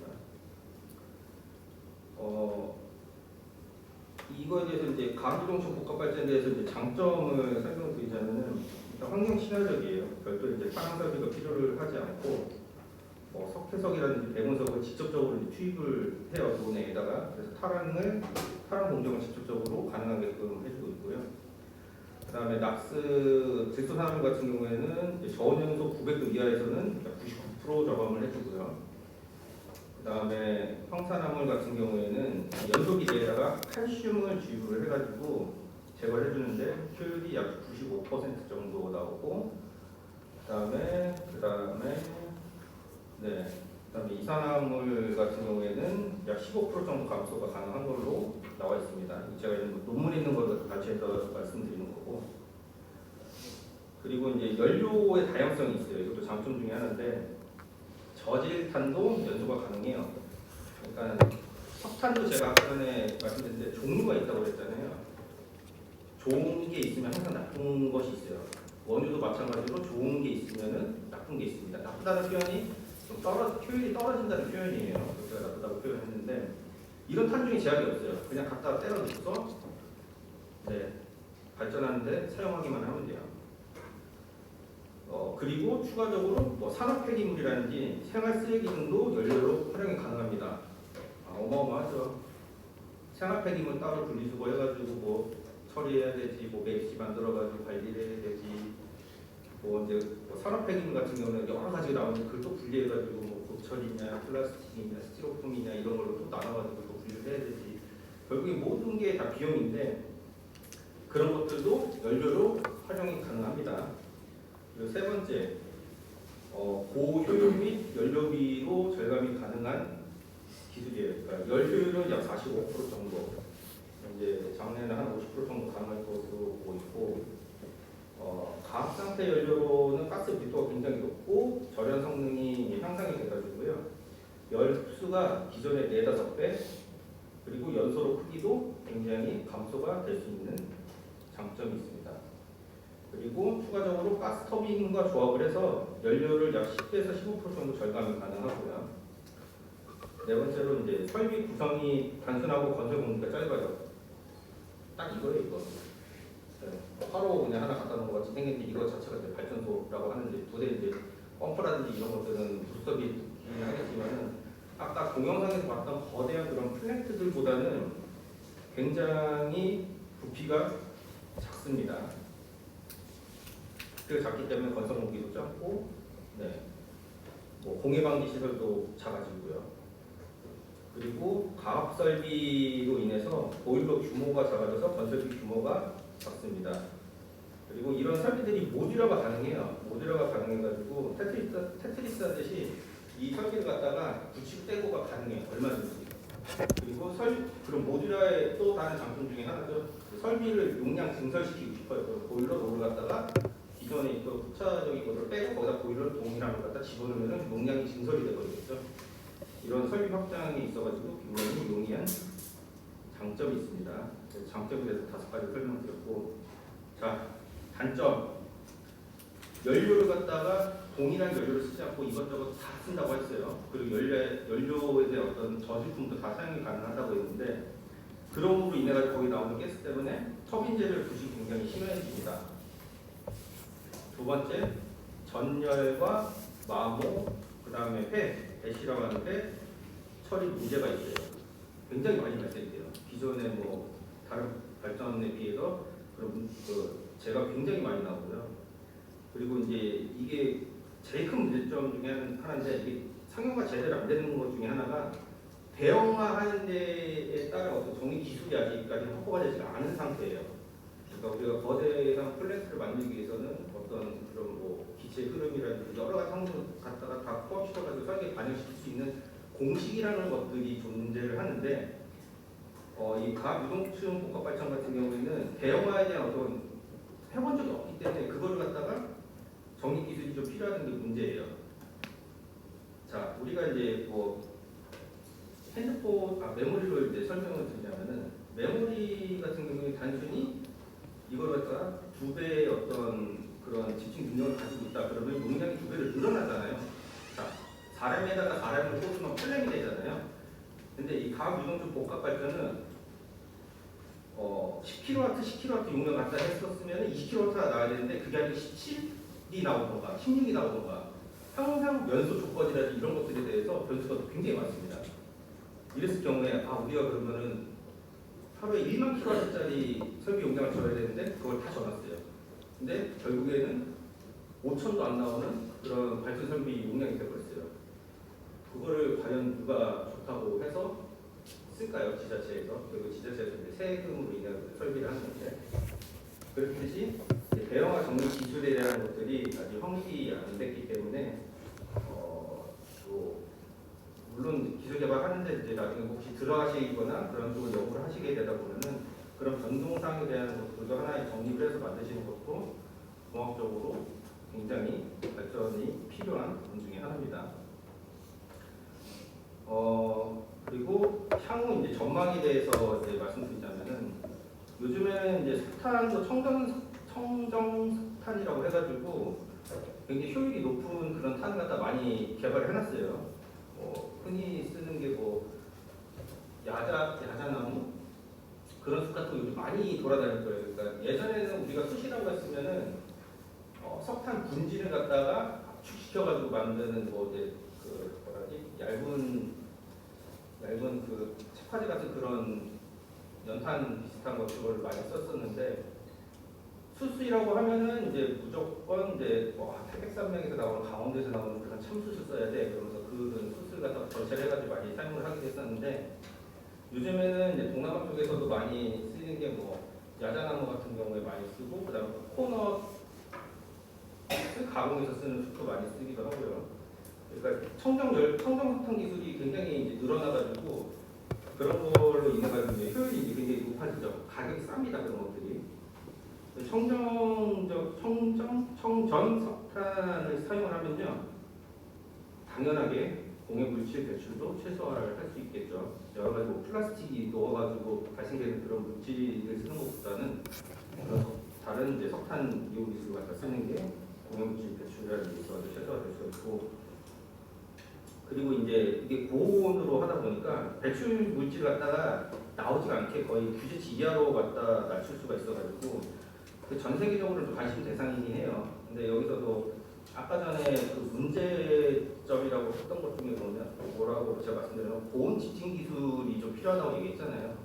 이 화로 자체가 거의 막 900도씨 이상으로 올라가는데 거기에다가 지진 시설을 넣는다? 지진 시설 자체가 다 타버리는, 총량의 자체가 타버리는 그런 문제점이 있기 때문에 관심은 있지만 실제 상용하는 데까지는 아직 먼 이야기인 것 같고, 그렇기 때문에 이제 고온 가스 필터를 개발을 해가지고 뭐 전체 효율을 50% 정도 향상을 하겠다라고만 향후 전망에서 밝히고 있는 바입니다. 그런 기술은 아직 개발되지 않았습니다. 이거만 보시면 될 것 같아요.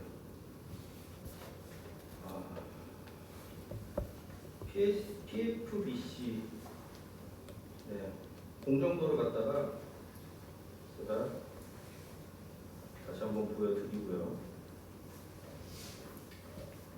복합 화력 발전소 종류, 맨 처음에 뭐 IGCC도 있고 해가지고 여러 가지 말씀드렸는데, 석탄가스와 복합 발전, 뭐 석탄을 고노고압화해서 불완전 연소시켜 가연성 기체로 전환시켜서 가스터빈 연료로 사용하는 방식. 산화제라는 것은 뭐 산소나 전기를 사용을 하고 환경적으로 차세대 석탄 화력 발전 시스템이다. 주요 구성은 석탄 가스 장치, 가스 전기 장치, 발생대통, 산소 분리 장치로 되어 있고, 유연탄 화력 발전 방식에 의해서 질소, 산화물 등 분진 등 공해 물질을 거의 완전 제거가 가능하다.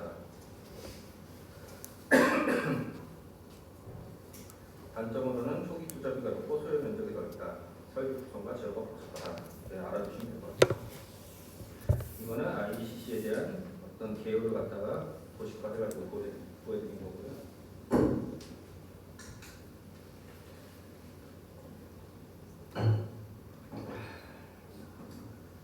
또 석탄에 가스가 가든 도식을 그냥 보시고 이해만 하시면 될 것 같아요.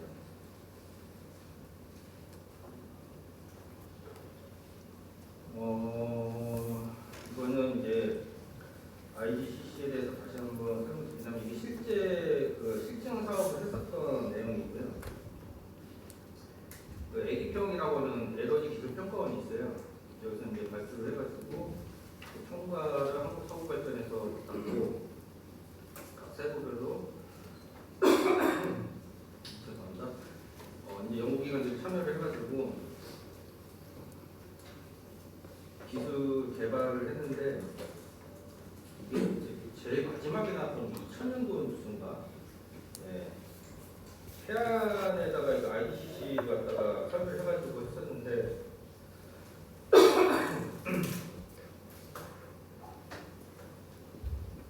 네, 3000시간 달성해서 이게 실제 평가가 됐는지 저도 이거 한번 확인해 봐야 될 것 같습니다. 화력 발전소의 종류, 사용 연료에 따른 분류인데, 석탄 전소, 중유석유 전소, 가스 전소, 손소, 이거 아까 전에 설명했던 내용인데, 이제 화석 연료가 있네요. 화석 연료는 석탄, 석유, 천연가스 이렇게 세 가지로 되어 있습니다.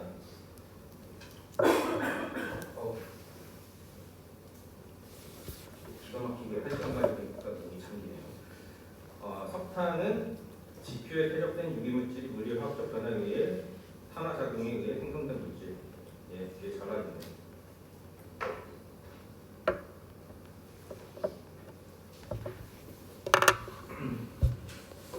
내용 한 번씩 읽고 주실 것 같고. 영상 하나 보여드릴게요.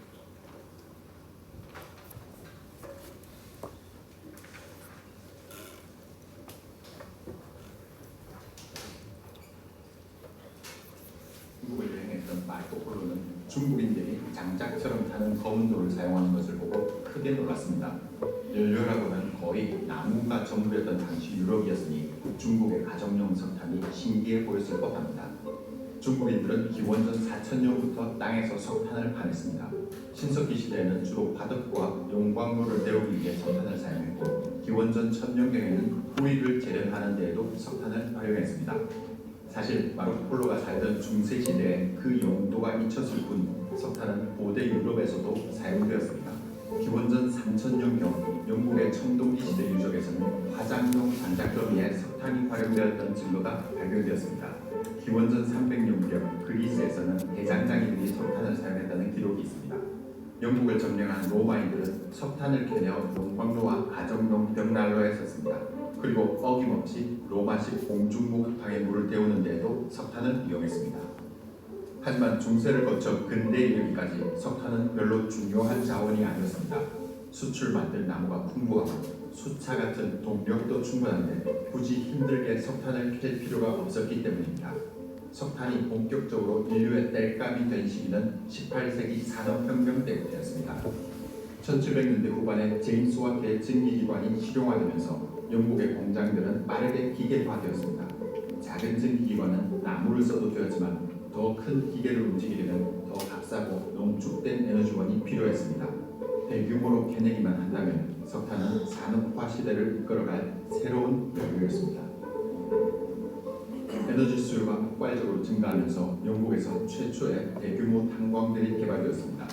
웨일스, 잉글랜드, 스코틀랜드를 가리지 않고 거대한 탄전이 형성되었습니다. 수십만 명의 일꾼들이 탄광으로 끌려들었고 수백만 톤의 석탄이 채굴되었습니다. 1800년에 이르렀을 때 영국의 석탄 채굴량은 전 세계 채굴량의 무려 83%를 차지했습니다. 19세기에는 산업혁명이 다른 나라로 전파됨에 따라 석탄 채굴도 같이 전파되었습니다. 독일의 루르 계곡 일대에 대규모 석탄층과 철광 퇴적층이 개발되면서 그 지역은 강력한 산업 중심지로 발전했습니다.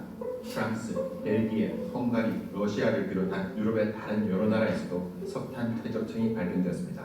미국에서는 주로 에팔레치아 산맥 주변에서 큰 석탄층이 발견되었습니다. 석탄 수요는 제1차 세계대전 때 다시 급증했습니다. 탄광업은 이제 전 세계로 퍼져갔습니다.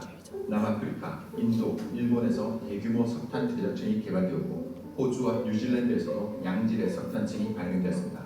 우리나라에도 남북한에 골고루 탄광이 들어섰습니다. 오늘날 전 세계의 석탄 생산을 주도하는 나라는 중국입니다. 2020년에 중국에서 생산된 석탄은 자그마치 39억 톤이 넘습니다. 이는 전 세계 석탄 생산량의 절반에 해당하는 수치입니다. 마르코 폴로가 지금 중국을 방문한다 해도 여전히 놀랄만한 중국의 석탄입니다. 석탄은 산업혁명만 일으킨 게 아니었습니다. 석탄 탐사로 인해 지질학도 크게 발전했습니다. 지질학자들은 주요 탄전을 연구하는 과정에서 대부분의 석탄이 특정 순서로 배열된 암석에 들어있다는 사실을 깨달았습니다. 이런 순서의 지층을 한탄층이라고 불렀습니다. 한탄층은 이후 석탄기라는 지질시대를 명명하는 토대가 되었습니다. 석탄기는 말 그대로 지층에 석탄이 많이 포함된 지질시대를 의미합니다.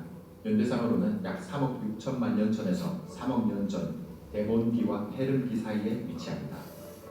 석탄은 지질시대에 매몰된 식물이 열과 압력을 받아서 변질되는 가연성 암석입니다. 즉 석탄의 근원은 식물입니다. 그런데 석탄은 왜 석탄기 지층에만 광범위하게 존재할까요? 식물은 석탄기 이전에도 존재했고 이후에도 존재했습니다. 그런데 왜 다른 지층에는 석탄이 없는 걸까요? 여기에는 여러 생물학적 사건과 지질학적 사건이 얽혀 있습니다. 먼저 식물의 크기입니다. 대본기 후기까지만 해도 나무 크기의 육상식물이 없었습니다. 육상식물은 석탄기에 들어서야 커졌습니다. 석탄기에는 큰 나무들이 빽빽하게 자라고 고사리 같은 양치식물들이 밀림을 이루었습니다. 이런 식물들이 서식하는 강의 엄나무과 삼각주, 바닷가의 호수에는 거대한 습지가 형성되었습니다. 이런 습지는 여러 대륙의 충돌 과정에서 생겨난 산맥들의 가장자리를 따라서 길게 형성되었습니다. 석탄기의 습지는 그전의 습지와도 오늘날의 습지와도 달랐습니다. 오늘날에는 나무가 죽으면 흰 뱀이나 다른 여러 분해자들이 빠르게 분해합니다. 하지만 석탄기에는 나무를 소화할 수 있는 곤충들이 아직 진화하지 않았습니다. 그래서 습지에서 식물이 죽으면 썩지 않고 늪에 고인 산성 진흙 아래로 가라앉았습니다. 엄청난 양의 식물이 죽는 족족 지각 속에 영원히 파묻혀버린 것입니다. 복합적이고 대규모로 진행된 이런 사건들은 석탄기 전에도 석탄기 후에도 일어나지 않았습니다. 그런데 식물이 너무 많이 땅속에 파묻히면 지구는 어떤 일을 겪게 될까요? 식물은 광합성을 통해 대기 중에 이산화탄소를 끌어들입니다. 이산화탄소에 포함된 탄소는 원래 식물이 죽으면 다시 대기로 돌아갑니다. 그러나 석탄기의 탄소는 많은 양이 식물과 함께 땅속에 갇혀버렸습니다. 즉 석탄의 축적은 탄소의 축적을 의미합니다. 탄소가 축적되기 전인 석탄기 초기는 온실기후였습니다. 이산화탄소 농도가 높고 극지방에는 빙하도 없었습니다. 배수면이 높아서 대부분의 대륙이 물에 잠겨 있었습니다. 그러나 탄소 축적이 진행된 석탄기 후기는 냉실기후로 바뀌었습니다. 이산화탄소 농도가 낮아지고 남극에는 빙하가 생기고 배수면이 낮아졌습니다. 그 뒤로 지구는 대체로 냉실 상태를 유지하면서 지금의 자연 환경을 갖추게 되었습니다. 지구의 탄소 중 많은 양이 석탄과 석회암의 형태로 지각 속에 갇혀 있습니다. 그렇게 보면 지구는 생태계라는 자체 온도 조절 장치를 가지고 있는 셈입니다. 생태계는 대기와 대양의 탄소 순환을 섬세하게 조절하면서 지구의 온도가 너무 치솟거나 너무 떨어지는 것을 방지해준다. 어쩌면 지구의 이웃 행성인 금전과 화성은 이 온도 조절 장치가 없어서 혹은 있었는데 조절에 실패해서 뜨거운 온도가 되거나 차가운 사막이 되었는지도 모르겠습니다. 긴 시간에 걸쳐 서서히 작동되었던 온도 조절 장치가 처음으로 급격한 작동에 들어갔습니다. 인류는 1700년대 이후로 석탄을 캐려 태우고 있습니다. 3억 년 동안 축적된 탄소가 300년 만에 한꺼번에 감출된 것입니다. 급격한 탄소 감출로 인해 지구는 그 어느 때보다 빠르게 온실 상태를 향해 가고 있습니다. 석탄은 모든 화석 연료 중에서 최악의 온실기체 생성물입니다. 또한 석탄 채굴은 엄청난 양의 해석 더미와 독성이 있는 진창과 황폐한 풍경을 향합니다. 그리고 석탄은 산성비를 유발합니다. 석탄에는 황이 아주 많이 포함되어 있기 때문에 석탄을 태우면 황산이 만들어집니다. 바람을 타고 나가는 황산은 빗물과 섞여 산성비로 변합니다. 산성비로 인해 한때 독일 남부의 검은 숲이 파괴될 뻔했고 미국 남동부의 숲이 심각한 손상을 입었습니다. 다행히 20세기 후반부터 각국에서 석탄 채굴에 대한 규제가 시행되었습니다. 덕분에 산성비가 줄어들고 경관도 덜 훼손되었습니다. 21세기에 들어 석탄은 경쟁력을 더 이겼습니다. 태양에너지 기술의 발전, 대체에너지원의 개발, 물가 하락, 천연가스의 공급 과잉 등으로 전 세계 많은 광산들이 문을 닫았습니다. 2016년에는 북아메리카 최대의 석탄 회사인 히바리 에너지가 파산 신청을 했으며 미국 동부에서는 석탄 채굴이 거의 중단되었습니다. 광산업의 원조인 영국에서도 대부분의 탄광이 문을 닫았습니다. 현재 거의 유일하게 석탄을 대규모로 채굴해서 태우는 나라는 중국입니다. 중국도 심각한 대기 오염 때문에 석탄 채굴을 줄이는 쪽으로 가입하지만 쉽지는 않습니다. 석탄 산업이 중국 경제 전반을 차지하는 비중이 워낙 크기 때문입니다. 그러나 이번에 석탄 수급 사태를 겪으면서 사양과 되어가는 석탄 산업을 주요 에너지원으로 끌고 가는 것이 얼마나 취약한 시스템인지 스스로 보여주었습니다. 석탄은 현대 문명을 건설한 위대한 동력이었습니다. 또한 석탄은 많은 양의 탄소를 땅속에 가둬놓은 저장고였습니다. 이러한 석탄을 태움으로써 우리는 후손들에게 현대 문명과 온실 지구를 동시에 물려주게 되었습니다. 다행스럽게도 석탄의 시대는 종말을 맞는 듯합니다. 우리는 석탄을 포함한 화석 연료가 결코 인류를 위한 공짜 뗄감이 아니라는 사실을 깨닫고 있습니다. 그러나 급격한 온실 기후를 피할 수 있을 정도로 모든 화석 연료를 충분히 줄 수 있을지에 대해서는 큰 숙제가 남았습니다. 하루하루 바쁜 삶과 석탄이 던져주는 수억 년짜리 숙제가 무겁습니다. 지금까지 국준이었습니다. 시청해주셔서 감사합니다. 자, 석탄의 종류 생산 과정 영상에서 다 나왔던 내용이고 연료비를 이용한 석탄의 분류를 갖다 이렇게 제가 좀 설명을 했는데 연탄, 역청탄, 발탄, 초탄, 아역청탄 이렇게 있고요. 석탄의 이용 부분에서는 이거 형식 다 읽어보시면 돼요. 고체로서는 어떻게 이용을 하고, 기체로서는 어떻게 이용을 하고, 액체로서는 어떻게 이용을 한다. 이렇게 써버리는 거 잘 확인해 주시면 될 것 같고, 매장량도 아까 동영상에 나왔던 거를 다시 뽑아가지고 보여드리고요. 우리나라 같은 경우는 이제 한 16억 톤 남았다고 하고요. 가체량은 약 5.8억 톤이라고 하고, 현재 이제 우리나라에서 석탄 탄광 개발은 이제 끝난 거라고 보시면 될 것 같습니다. 아마 저번 주에 뉴스에서 나온 것 같은데 최종적으로 이제 우리나라 탄광 개발 공사라는 공사가 있어요. 가스공사처럼 공사에서도 이제 최종적으로 석탄에 대한 생산을 중지하는 식으로 이제 발표를 했었던 적이 있고요. 우리나라 같은 경우는 이제 거의 다 이제 가정연료를 많이 사용을 했었죠. 예전에는 가정연료를 사용을 많이 했었고, 근데 지금 이제 사용을 안 하고 이제 발전적으로 많이 사용을 하고 있습니다. 여기 써있네요. 내수용 유효탄은 전량 수입에 의해서 지금 현재 의존을 하고 있고요. 우리나라 이제 발전소 국내 현황 제가 아까 말씀드렸듯이 다 해안가에 이렇게 돼 있는 걸 볼 수가 있습니다. 네, 여기까지 이번에서 강의는 마치도록 하고요. 좀 더 빨리 끝내주세요.